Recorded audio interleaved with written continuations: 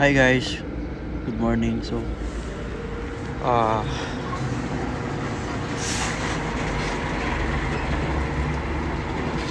lamig. I am recording this moment right now. It's 9:24 a.m. in the morning. So galing tayong night shift dito sa province, and at the same time uuwi tayo ng city kasi nga may mga asikasuhin din tayo dahil ayun nga, namatay yung lola ko, and may mga requirements akong aayusin sa city para after ng work ko next week sibat na agad papuntang airport. Actually, masama din pakiramdam ko ngayon. No, gusto ko pa sanang matulog kaso baka magsara yung clinic mamayang hapon. Baka abutin ako ng hapon, so hindi na ako natulog.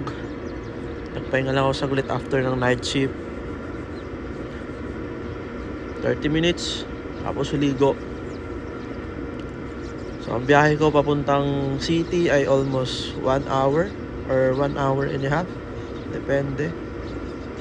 Lalo na yan, nag-aantay ako ng bus dito sa bus stop. Okay. Masama yung pakiramdam ko, inuubo ako, sinisipon ako. And last 2 days ago, masama yung masakit yung katawan ko. Tinatrangkaso yata. Pero hindi naman ako mainit. May sipon at ubo lang ngayon. Kapa-check up tayo sa clinic.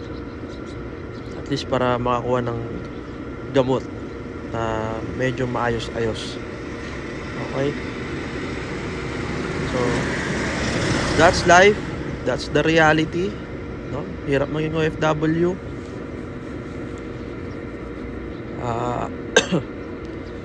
Sad yung Christmas natin and New Year. Kasi yung pinakamamahal kong lola is pumanaw na sa edad na 91. Okay. Which is inabot pa naman niya yung birthday niya, December 25. So, doon na siya nag-birthday sa hospital. Na-confine siya doon ng almost 1 week. And December 27 in the morning, pumanaw na siya. Ang lamig kasi guys, kaya ako inuubo. Kasi sinisipon. Ayan. Nakaburol siya sa bahay. And maski yung tatay ko, di naman niya alam na uuwi ako eh.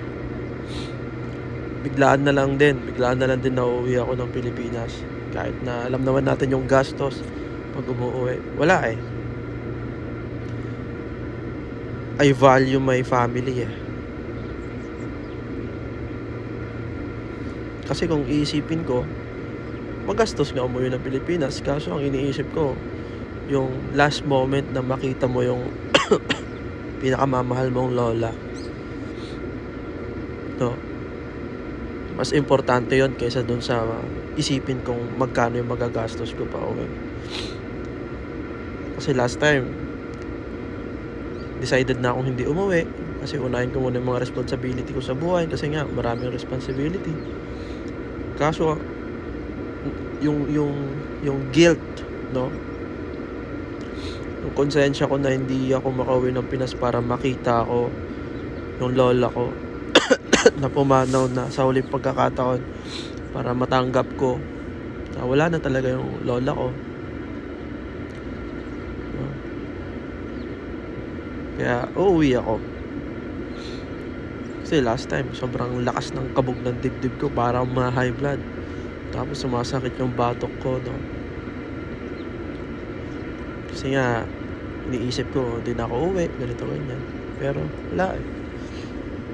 Sabi ko, pera lang naman yan. Babalik at babalik din naman yan anytime. Mas importante sa akin yung moment. Kasi, hindi ko na maibabalik yung moment na yun. Yung moment na masilayan ko yung lola ko sa huling hantungan niya. Wala lang.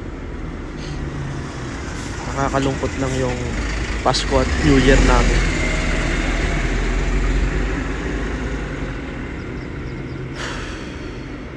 Kaya, ayun,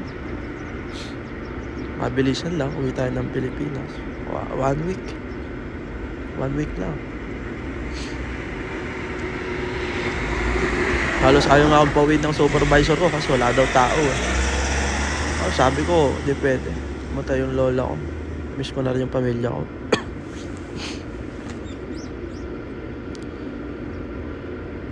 So, ayan. Uwi tayo ng city ngayon para mag-asikaso ng mga requirements tapos magpa-check up. Doon na lang din ako matutulog sa city after ng check up. Kasi pang umaga naman tayo sa Lunes. So may pahinga pa tayo ng Sunday. Doon na rin tayo papahinga.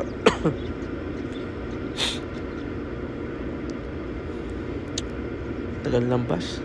Ang lamig din. Sakit sa kamay.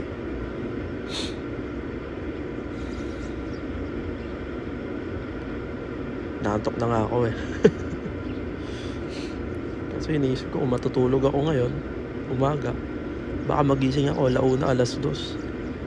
Tapos biyahe ko 1 to 1.5 hour pa. Hapon na makakarating ng city. Baka di na ako makapagpa-check up. So Sunday, syempre close ang mga clinic niyan. Race day. Lamig na guys. Sakit sa kamay.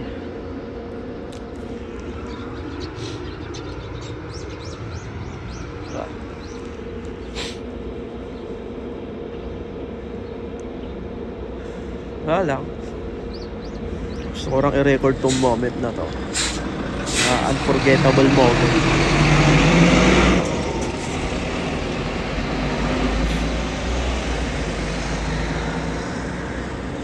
Kasama yan sa mga kwento ng buhay ko. Life is hard, but we need to keep moving forward, whatever it takes, no? Mahihirapan, pero bawal sumuko.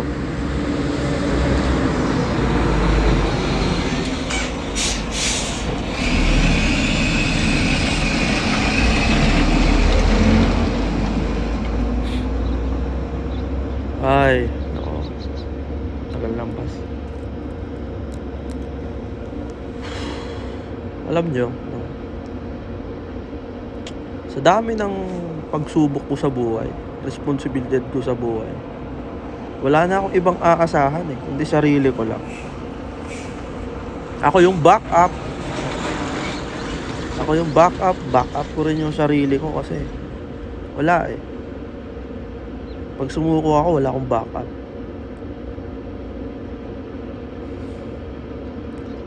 Kaya ako lagi kong pinaprioritize yung peace of mind ko. Pag may gumugulo sa isip ko, hindi ko na lang kinakausap. Kasi doon ko nare-regain yung yung power ko eh. Being alone.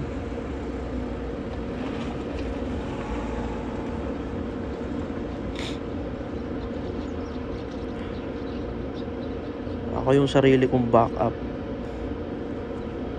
Kaya lagi kong sinasabi sa sarili ko, I need to be strong enough mentally as much as I can.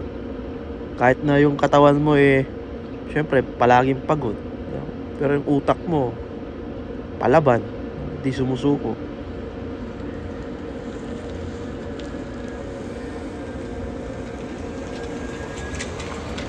Kasi kung iisipin mong mahina ka talaga. Sabi nga, what you think is what you become. Diba? So, kapag mindset mo sa sarili mo na strong person ka, strong ka. Kung mindset mo, weak ka. Ayun lang. No? Wala akong makakwentuhan. No? Ako nag-aantay ng bus.